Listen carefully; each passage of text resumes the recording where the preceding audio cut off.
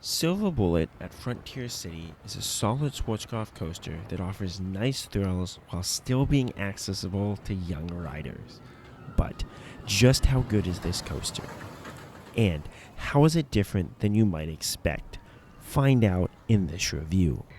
Schwarzkopf is renowned for crafting formidable looping coasters around the 1970s and produced a series of such rides that, while enjoyable, might not have achieved the level of being truly fantastic. Coasters like the former Scorpion at Busch Gardens Tampa Bay, though solid in its own right, has everything you could want in a coaster, but just isn't exceptional. A few Schwarzkopfs are larger in size and thus elevated to that next level of coaster.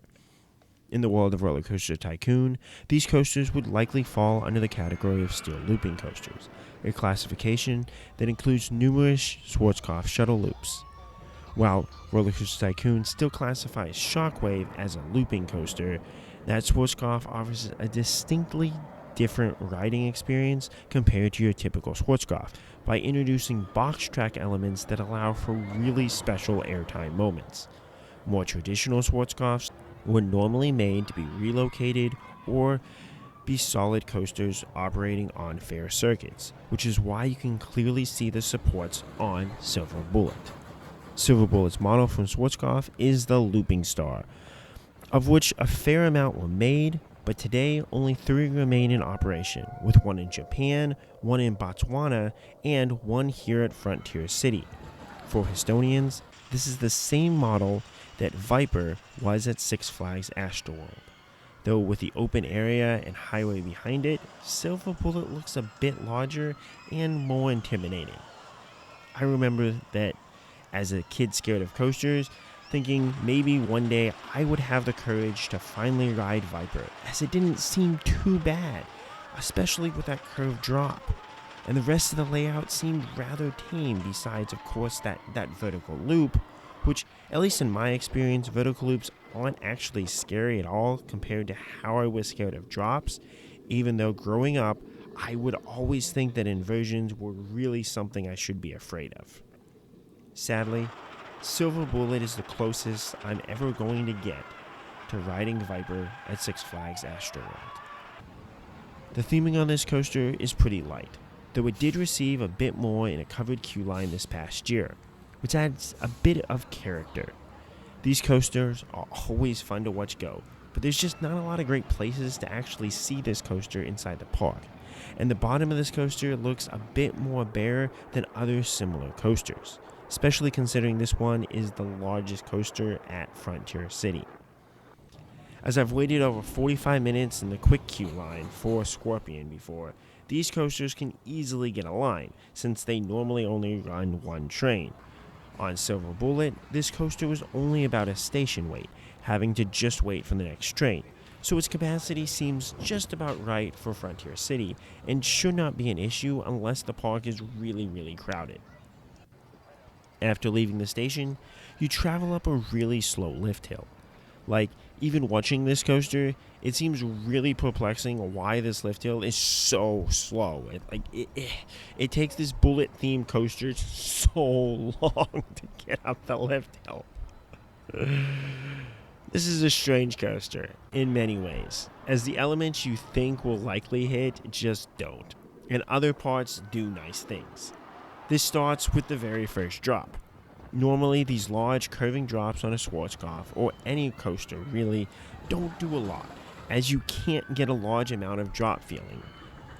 This is similar, but there are 2 solid lateral kinks on this drop that will shake the train and give you interesting forces, one about halfway down this large curved drop and the other at the very bottom of the hill. This gives this drop a lot more character than it otherwise should have, though it is a really long drop despite its modest height of 80 feet. All of which combines to make the start of this coaster really fun. The vertical loop is nice, as most are on this type of coaster, with strong forces that do let up a little bit at the top to give you that pinch of hang time, which you won't find as much on these types of coasters, as Schwarzkopfs are largely known for their forceful loops. Then you enter a series of turnarounds which are the main focus of the rest of the coaster. The first turnaround is taller and larger, so it is a bit more drawn out enough as to not offer much in terms of forces. The drop off of this is gradual as well, offering no airtime. Shockwave at Six Flags Over Texas offers incredible airtime off of its drops from its turns, if it is hitting nicely. So I was hopeful that there might be something here, but there's not. The second turnaround offers a nice side-to-side shaking gimmick. This unique force is actually really enjoyable, and with its extended duration throughout the turn is one of the best parts of this coaster. This force is similar to the lateral kinks experienced earlier on the first drop, but it's just more sustained as you round the whole turn.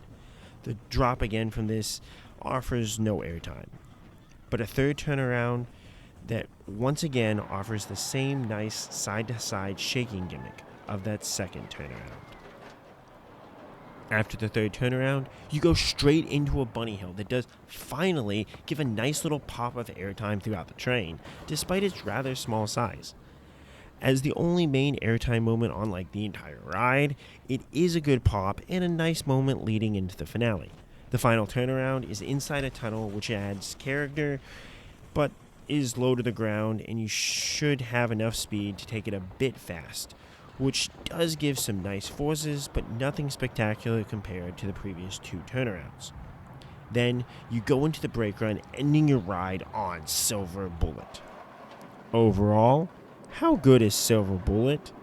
This is a large coaster for this park, though not a large coaster overall. It offers a few enjoyable moments between how it shakes riders about and has decent forces throughout its layout as most Schwarzkopfs have. But it is enjoyable and solid, but just doesn't deliver anything extra special. I place it right above Runaway Mountain at Six Flags Over Texas, which offers a solid layout that is really hit with airtime and forces on some of my rides, though it is a bit inconsistent in that department, like most coasters at Over Texas. And right below, Slalom at Party Park Beach Resort, which offers two incredible drops, but then really lets its foot off the gas as it crawls through its second half. Though there are still strong positive G's in its valleys if that's something that you care about. Is this a solid thrill coaster? A nice family coaster? Or just a good blend for what it is? Do you find it shaking enjoyable like I do? Let me know, and as always, Kapkun Krop.